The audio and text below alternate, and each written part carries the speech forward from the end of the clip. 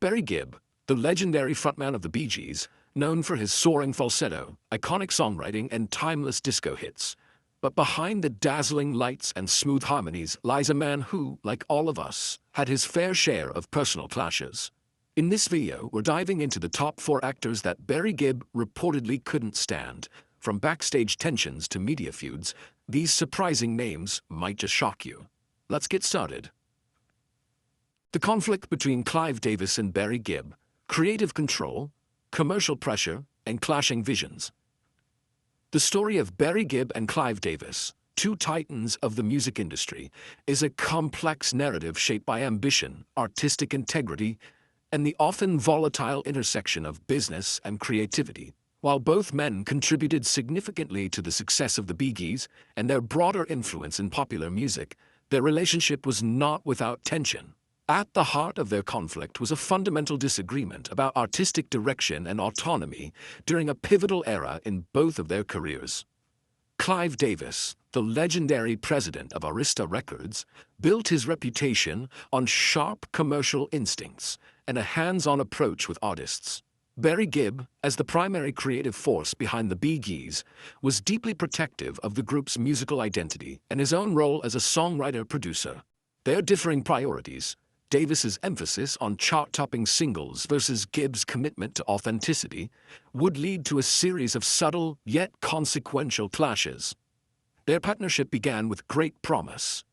In the aftermath of Saturday Night Fever, 1977, Barry Gibb was not only at the forefront of the disco phenomenon, but also a sought-after producer and songwriter. Clive Davis, recognizing Gibb's immense talent and commercial appeal, brought him into Arista projects, most notably with Dionne Warwick on her hit album Heartbreaker, and with Barbra Streisand on Guilty.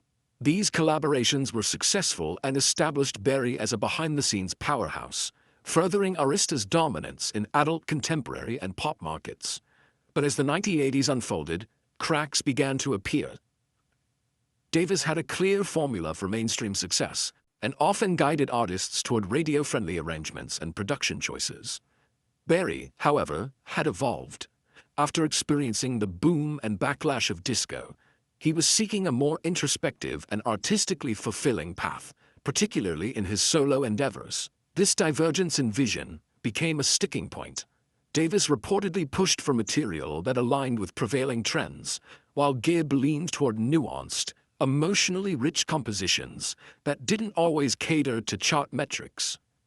The tension was most visible during discussions surrounding Barry Gibb's long-delayed solo album, Now Voyager, 1984. Though the record eventually saw release, it came after significant delays and disagreements over its content and promotional strategy. Gibb, who envisioned a more personal and mature body of work, felt constrained by Davis's insistence on commercial polish.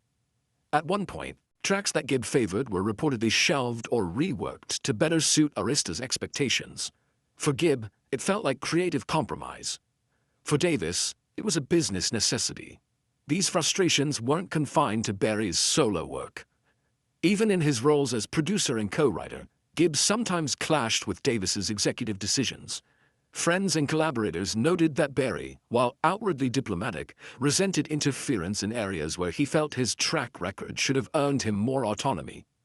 Davis, accustomed to steering careers, may have seen Gibb's pushback as inflexibility.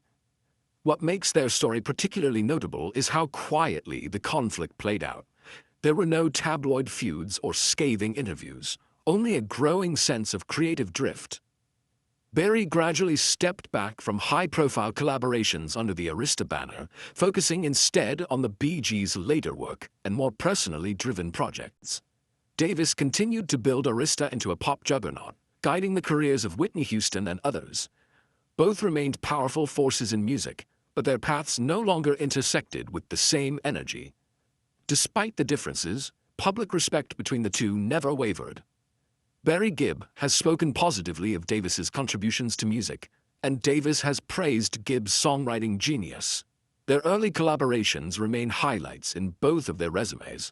Yet the underlying friction between artistic freedom and executive control is evident in their story, one that echoes the experiences of many artists navigating the pressures of a commercialized music industry. In retrospect, The conflict between Barry Gibb and Clive Davis wasn't born of ego or animosity, but of contrasting convictions. Davis was a champion of accessibility and market reach. Gibb, a steward of artistic soul and storytelling.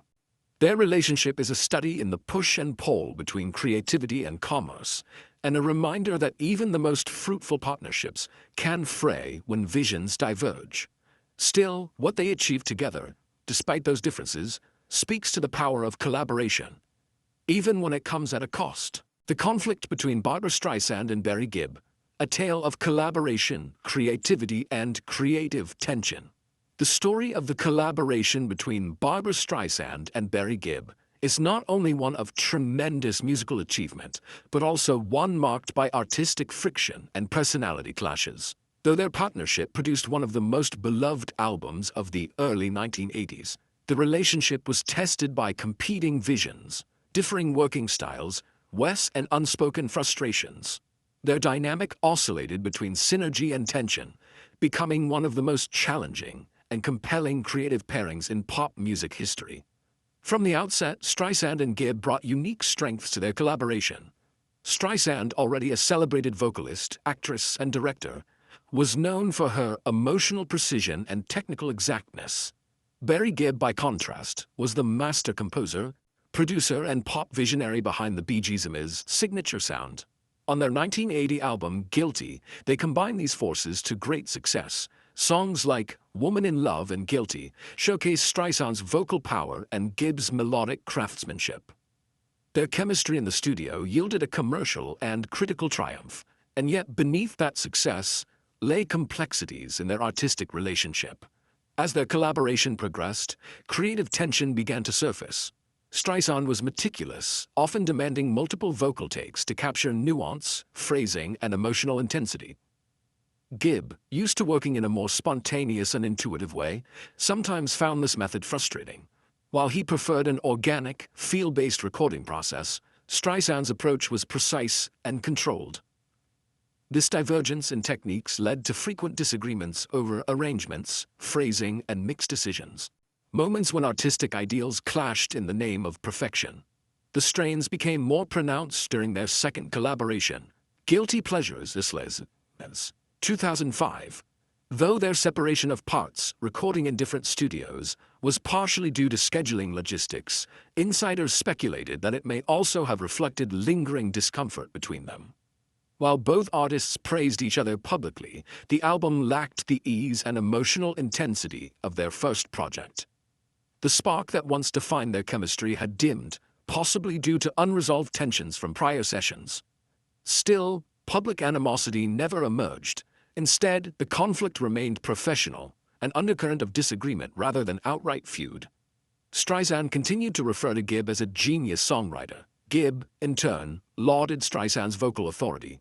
Their respect never fully faded, even when their studio rapport strained. In interviews both before and after Guilty Pleasures, they affirmed mutual admiration, yet rarely expressed the warmth that typically accompanies successful creative partnerships.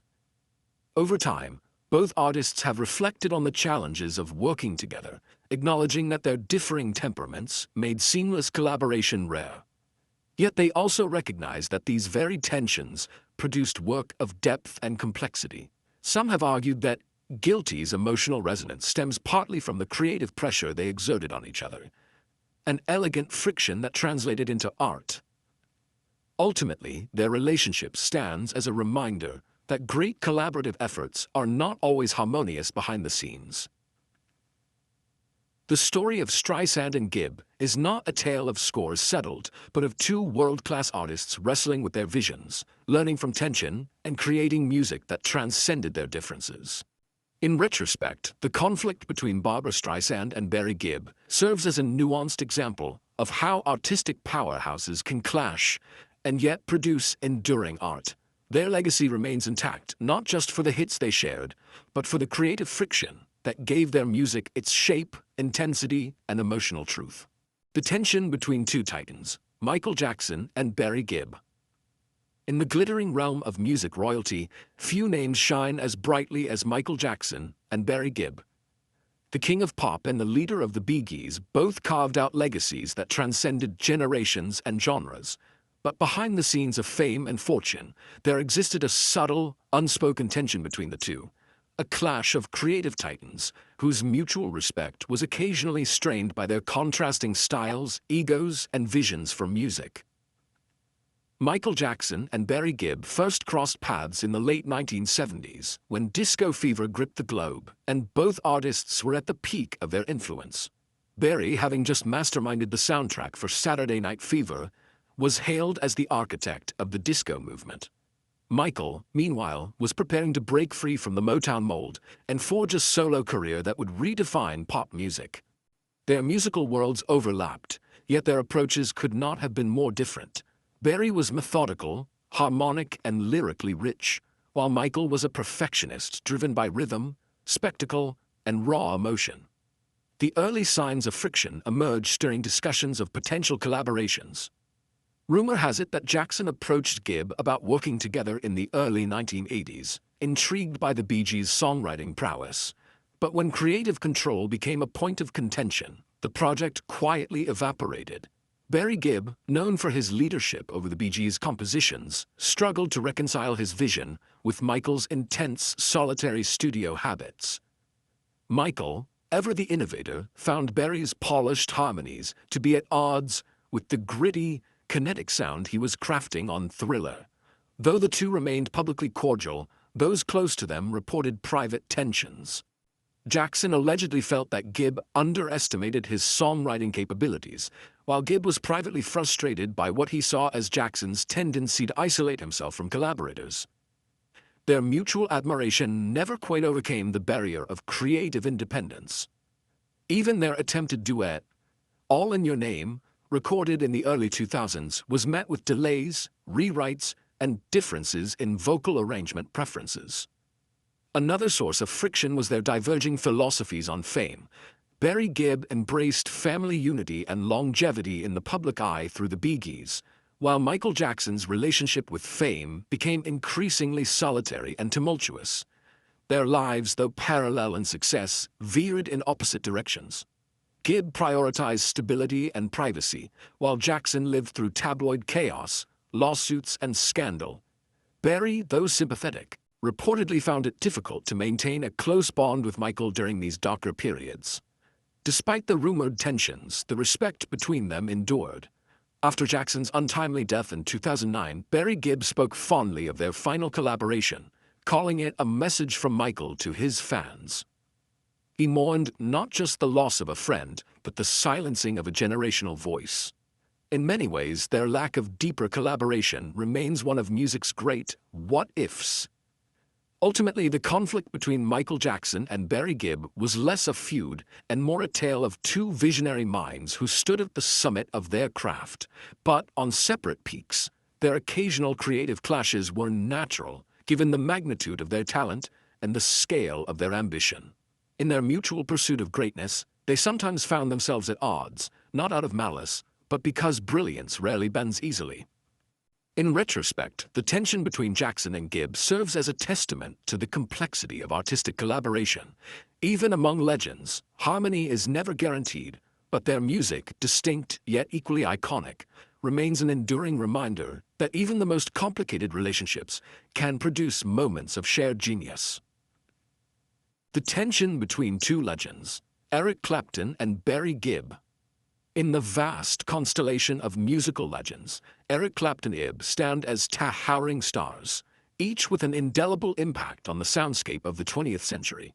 Clapton, the guitar virtuoso and blues rock pioneer, and Gibb, the melodic genius behind the Bee Gees' iconic harmonies, may have shared mutual admiration for each other's talents, but their creative paths and temperaments didn't always align.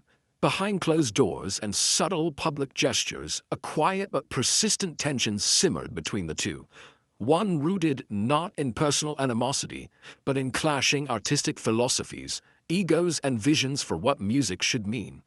The seeds of discord were sown during the late 1970s, a decade that saw both men at the height of their powers. Barry Gibb had just led the Bee Gees through the global explosion of disco, cementing his reputation as one of the era's most influential songwriters. Clapton, meanwhile, was defining a new era of guitar-driven authenticity, shedding the bombast of rock in favor of more grounded blues-infused compositions. Their worlds collided when both were invited to contribute to overlapping projects in the industry. Most notably, discussions surrounding collaborative songwriting and studio sessions for artists affiliated with RSO and Warner Bros. Records. At the heart of their tension was a fundamental creative divergence. Gibb's music was rooted in lush production, layered harmonies, and pop accessibility. Clapton, conversely, championed stripped-down arrangements, guitar-centric storytelling, and emotional grit. Their brief attempt to co-write material for another artist in the early 1980s, according to insiders close to both camps, quickly devolved into disagreement over direction. Gibb reportedly felt that Clapton's approach lacked structure, while Clapton found Barry's sound too polished and commercialized.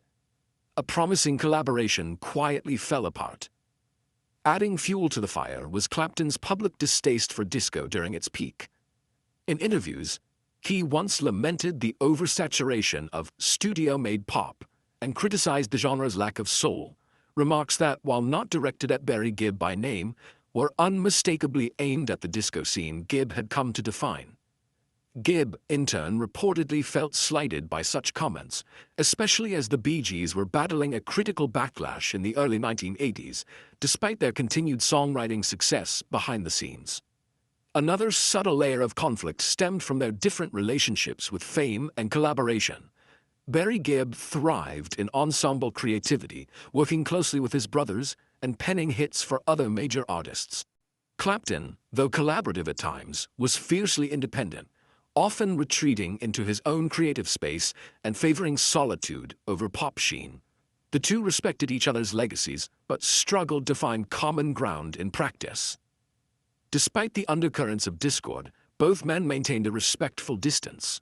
In public, they avoided overt criticism of one another, and their few joint appearances at industry events were marked by politeness, if not warmth. Those who knew them best described their dynamic as cordial but creatively incompatible. It wasn't animosity, it was simply the reality that not all musical giants can harmonize offstage. Ironically, one of the few things they agreed on was the difficulty of maintaining artistic authenticity in a commercial world. In that, they were kindred spirits, each fighting in his own way to preserve the integrity of his sound. But even shared ideals couldn't bridge the divide between Clapton's earthy minimalism and Gibb's pop grandeur. In hindsight, the tension between Eric Clapton and Barry Gibb is less a story of rivalry and more one of parallel legends whose journeys touched but never intertwined. Their occasional friction was not born of ego alone, but of profound conviction in their respective crafts. It serves as a powerful reminder that in music, as in life, even the most brilliant stars sometimes shine best apart. And yet, the idea of what might have been, a fusion of Clapton's blues fire and Gibb's melodic finesse, lingers as one of music's more intriguing what-ifs. In that unrealized harmony lies the true poignancy of their relationship. Two titans who, despite their differences, helped define an era, each in his own unforgettable way.